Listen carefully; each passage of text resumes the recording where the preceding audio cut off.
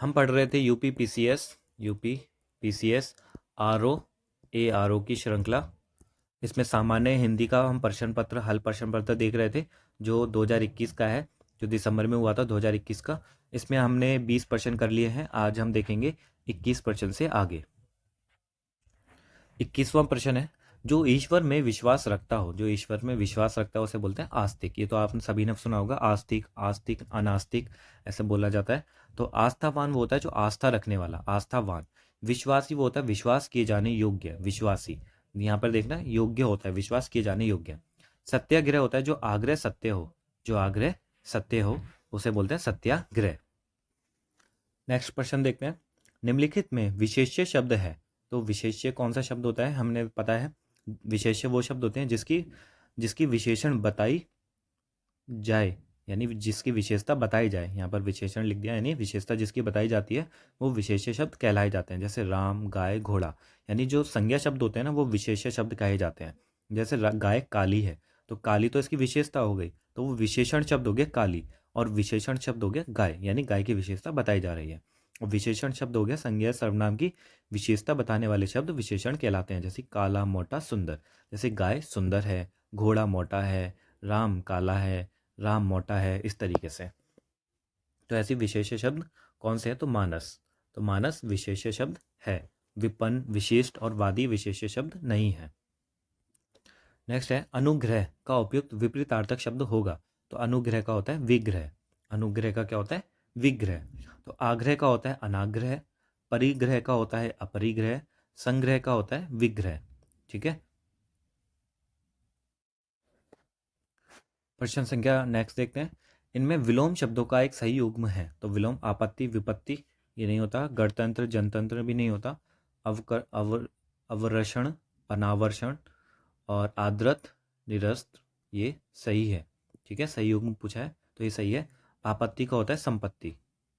ठीक है, आपत्ति विपत्ति नहीं होता, आपत्ति संपत्ति होता है। अवर्षण का होता है वर्षण, अवर्षण। ठीक है, अवर्षण का होता है वर्षण, क्योंकि आ तो वैसे ही ये दोनों ही जो शब्द थे आ दोनों ही नकारात्मक थे, यानी नेगेटिव थे। तो इसमें से कोई भी दोनों दोनों ही उल्टे हैं ये। गणतंत्र का होता है राजतंत्र, ना कि जनतंत्र। जनतंत्र और ये दोनों एक ही होते हैं। स्त्री का होता है पुरुष और गुण का होता है अवगुण। तो यहाँ पर आपत्ति का होता है संपत्ति। ठीक है, अवर्षण, जो वर्षण होता है ना बारिश, उसका होता है अवर्षण। जब भी आ उपसर्ग लग जाता है तो उसमें आपका वो नकारात्मक बन जाता है। आद्रत, आद्रत का होता है तिरस्कृत। विलोम शब्दों का एक सही युग्म है, तो आद्रत का हो जाएगा तिरस्कृत। नेक्स्ट प्रश्न है, निम्नलिखित हस्त में हस्ती किस शब्द का तत्सम रूप है। तत्सम रूप हस्ती, तो ये होता है हाथी। हाथी को हस्ती बोला जाता है संस्कृत में। ठीक है, तो हस्त का मतलब होता है हाथ, जो हस्त होता है उसका मतलब हाथ होता है। हारी का मतलब होता है हार, और हास्य का मतलब होता है हंसी। तो ये सारे तत्सम शब्द थे जिनका तद्भव शब्द ये है। तो संस्कृत तत्सम शब्द संस्कृत वाले होते हैं, जो संस्कृत से ये ऐसे कैसे उठा लिए जाते हैं, लेकिन तद्भव होता है कि संस्कृत वाले शब्दों का रूप बदल दिया जाता है, लेकिन अर्थ वही होता है।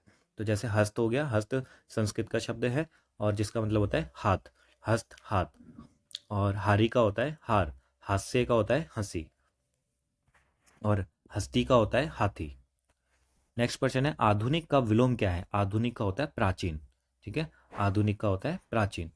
तो आधुनिक का विलोम प्राचीन है, जबकि प्राचीन का विलोम नवीन होता है। ठीक है, अर्वाचीन और आधुनिक होता है, समझे। तो आधुनिक का जो विलोम होता है वो प्राचीन होता है, लेकिन प्राचीन का जो विलोम होता है वो होता है नवीन, अर्वाचीन और आधुनिक। तथा समीचीन का विलोम असमीचीन होता है, असमीचीन। ज्यादातर आपको ना ये आ ही दिखेगा। अब नेक्स्ट क्वेश्चन है, जो युद्ध में स्थिर रहता है, जो युद्ध में स्थिर रहता है उसे बोलते हैं युधिष्ठिर। जो पांच पांडव थे ना जिसका नाम था एक युधिष्ठिर, तो वही था जो युद्ध में स्थिर रहता है। वैसे युधिष्ठिर का नाम का मतलब यही था। यह अनेक शब्दों के लिए एक शब्द, जो क्षमा ना किया जा सके तो उसे बोलते हैं अक्षम्य। अक्षम्य, जो क्षमा ना किया जा सके। जिसका जन्म पसीने से हुआ हो, स्वदेज। जिसका जन्म पसीने से हुआ हो, स्वदेज, यानी जो आप अ, खून पसीने की जो कमाई होती है वाला, स्वदेज। जिसकी गर्दन सुंदर हो, सुग्रीव। नाम था ना सुग्रीव, उसकी गर्दन बहुत सुंदर थी इसलिए बोला जाता था उसे सुग्रीव। अगला प्रश्न है, जीभ का पर्यायवाची है। जीभ का पर्यायवाची होता है आपका रसना। जो आप पीते हो ना रसना, वो यही होता है जीभ। देखो कहाँ से उसने नाम ढूंढा, रसना। उनको भी इसकी जानकारी है। अब जीव का पर्यायवाची रसना होता है। जीव के अन्य पर्यायवाची हैं कि जीवा, रसज्ञा, रसिका, जबान, ये सब पर्यायवाची हैं। अब जीव, जीव का होता है रूह, प्राण, आत्मा, जीवात्मा। जीव हो गया आपका एक जिसमें ऑर्गेनिज्म, जिसमें जान होती है। ध्वनि, इसका पर्यायवाची होता है नाद, रव, स्वर, ताल, आवाज। वचन, इसका होता है आश्वासन, वादा, प्रण, प्रतिज्ञा। ये सारे ही इसके अपोजिट हैं, पर्यायवाची हैं। अपोजिट नहीं है तो समझे, उस पर्यायवाची हैं। एक शब्द के लिए अनेक शब्द हैं ये। अगला प्रश्न है, प्रताप सिंह का घोड़ा काला है। इसमें काला शब्द विशेषण की दृष्टि से है तो विधेय विशेषण है ये। सार्वनामिक नहीं है और क्रमबोधक भी नहीं है, विशेष्य विशेषण भी नहीं है। ये आपका है विधेय विशेषण, विधेय। ठीक है, ये विधेय विधेय दिखा रहा है तो काला है। ठीक है, जो घोड़ा है प्रताप सिंह का घोड़ा कैसा है, काला, तो विधेय विशेषण है ये। यहाँ पर परिभाषा बताई गई है, विधेय विशेषण क्या होता है और विशेष्य विशेषण क्या होता है। तो जो विशेषण विशेष्य और क्रिया के बीच आए, किसके बीच में, विशेष्य और क्रिया के बीच में आ जाए वो विशेषण, उसे बोलते हैं विधेय विशेषण। जैसे मेरा लड़का आलसी है, मेरा लड़का, ठीक है, आलसी है। जो विशेषण विशेष्य से पहले आए, जो विशेषण विशेष्य से पहले आ जाए, वहाँ विशेष्य विशेषण होता है। कौन सा विशेषण होता है, विशेष्य विशेषण। जैसे अनामिका सुंदर लड़की है, अनामिका कैसी है, सुंदर लड़की है। तो हमारे ये 10 प्रश्न पूरे हो गए हैं। 21 से हमने देख लिए। एक आखिरी प्रश्न है इसमें, उसे और देख लेते हैं। प्रश्न संख्या 30। तो प्रयागराज, प्रयागराज में 10वां व्यक्ति कोरोना से पीड़ित है में 10वां शब्द है। अभी हमने देख लिया था, ये 10वां शब्द आपका होता है क्रमवाचक विशेषण। हमने ऊपर देख लिया था। तो जब 10वां, 20वां, 1, 2, 3 ऐसे जो होते हैं वो क्रमवाचक होते हैं, क्रम में बताया जा रहा है। तो इसमें प्रयोग के अनुसार निश्चित संख्यावाचक विशेषण के निम्न प्रकार होते हैं। ये सारे हैं गणनावाचक विशेषण, जो गणना करते हो आप, 1, 2, 3 ऐसे। क्रमवाचक, जो क्रम में होता है, पहला, दूसरा, तीसरा, कहते हैं ना क्रम में लग जाओ, ऐसे ही पहला, दूसरा, तीसरा।